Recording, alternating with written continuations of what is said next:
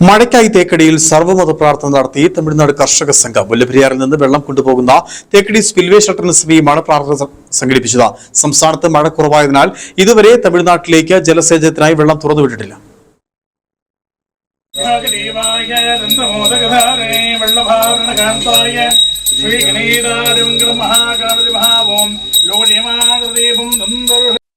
തമിഴ്നാട് തേനി ജില്ലയിലെ 14,707 ഏക്കർ സ്ഥലത്തെ കൃഷിക്കായി മുല്ലപ്പെരിയാർ അണക്കെട്ട് വെള്ളത്തെയാണ് ആശ്രയിക്കുന്നത്. ഒന്നാം വിള ഇറക്കുന്നതിനായി എല്ലാ വർഷവും ജൂൺ ആദ്യവാരം അണക്കെട്ടിൽ നിന്ന് തമിഴ്നാട്ടിലേക്ക് വെള്ളം തുറന്നുവിടുക പതിവാണ്. എന്നാൽ ഈ വർഷം തെക്കു പടിഞ്ഞാറൻ മൺസൂൺ വേണ്ടത്ര ലഭിക്കാത്തതിനാൽ ഇതുവരെ ജലസേചനത്തിനായി വെള്ളം തുറന്നുവിട്ടിട്ടില്ല. നിലവിൽ അണക്കെട്ടിലെ ജലനിരപ്പ് 112.90 അടിയാണ്. പെരിയാർ അണക്കെട്ടിന്റെ വൃഷ്ടിപ്രദേശങ്ങളിൽ മഴ ലഭിക്കുന്നതിനും കൃഷിക്ക് ആവശ്യത്തിന് വെള്ളം ലഭ്യമാക്കുന്നതിനുമായിട്ടായിരുന്നു സർവ്വമത പ്രാർത്ഥന. അണക്കെട്ടിൽ നിന്ന് തമിഴ്നാട്ടിലേക്ക് വെള്ളം തുറന്നുവിടുന്ന തേക്കടിയിലെ സ്പിൽവേ ഷട്ടർ സമീപമാണ് തേനിയിലെ 5 ജില്ലാ കർഷക സംഘത്തിന്റെ നേതൃത്വത്തിൽ സർവ്വമത പ്രാർത്ഥന നടത്തിയത്. തമിഴ്നാട് പൊതുമരാമത്ത് വകുപ്പ് ഓഫീസിന് സമീപമുള്ള ക്ഷേത്രത്തിൽ പ്രത്യേക പൂജകൾ നടത്തി.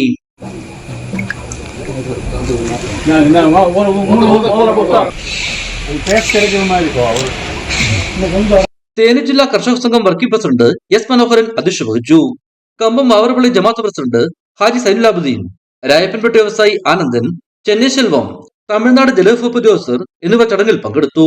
കർഷക സംഘം സെക്രട്ടറി SR രഞ്ജിത് കുമാറാണ് പരിപാടികൾക്ക് നേതൃത്വം നൽകിയത്. ഇടുക്കി വിഷൻ, കുമളി.